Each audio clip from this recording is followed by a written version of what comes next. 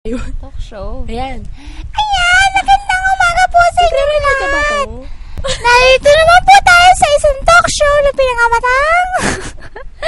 Tawa! Tawa!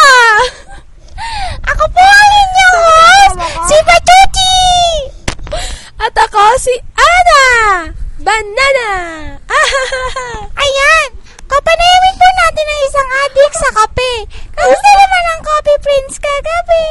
Ayun, maganda pa rin kasing ganda ko. Di ba sabi mo wala kang tulog kagabi?